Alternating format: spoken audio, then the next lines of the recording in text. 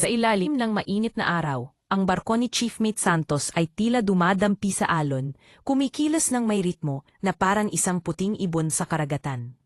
Sa kanyang 55 taong gulang, may nakatagong kalungkutan sa kanyang puso. Biyudo na siya at walang anak. Ang kanyang mga araw ay punong-puno ng monotonya. Hanggang sa isang araw, nagpasya siyang kumuha ng katulong. Isang batang nangangailangan na sana'y maalis kahit kaunti ang bigat ng kanyang solong pamumuhay. Pumili siya ng isang dalaga, si Vanji, isang 20 anyos na breadwinner ng kanyang mahirap na pamilya. Pinakilala siya ng kanyang kaibigang oiler sa barko. Sa simula, tila maganda ang kanilang pagsasamahan. Si Vanji ay masipag, madalas siyang inaalagaan, nagluluto, naglilinis. Habang tumatagal, unti-unti siyang napalapit kay Vanji.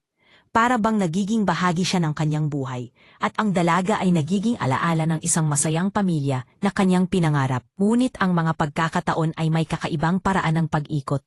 Napansin ni Santos na palaging nakabukas ang pintuan ng banyo kapag naliligo si Vanji. Minsan natisod siya at napadpad sa loob ng banyo, kung saan nakita niyang hubad si Vanji. Naguluhan siya, nag-alinlangan at pinili niyang huwag bigyan ito ng masamang kahulugan. Ngunit ang mga pagkikita at nakakabighaning mga tanawin ay nagsimula ng maging mas mapanganib.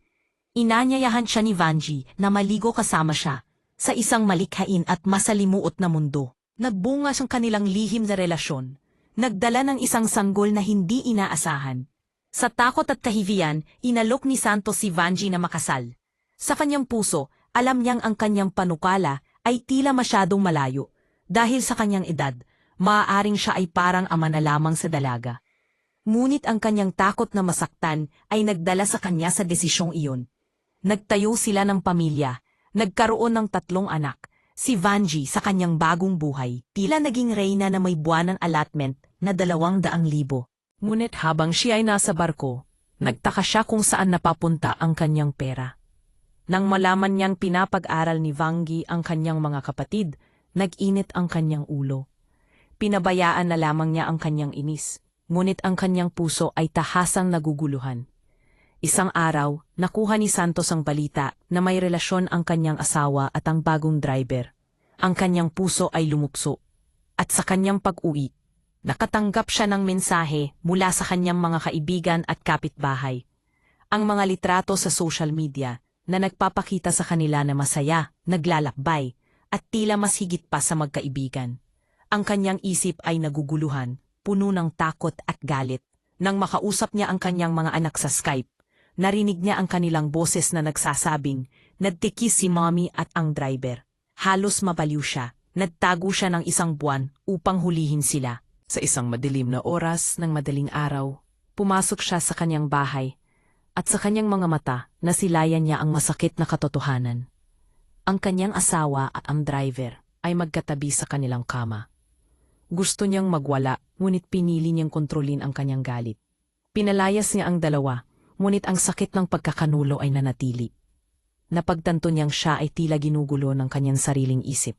Dahil sa kanyang edad, nag-alinlangan siya. Tama bang ipaglaban ang kanyang takot at ang kanyang mga anak? Ang kanyang puso ay naguguluhan. Hindi alam kung paano siya hihimok sa tamang desisyon. Sa huli, hindi niya alam kung paano muling mangarap, kung paano muling bumangon mula sa pagkakabasag ng kanyang mundo. Ang mga taon ng pagsisikap ay tila nawasak ng isang pangyayari, at sa kanyang mga anak, dala-dala pa rin ang kanyang pag-asa. Ang kanyang kwento ay hindi lamang kwento ng pagkakanulo, kundi kwento ng isang lalaking nahulog, ngunit muling bumangon sa kabila ng lahat ng sakit.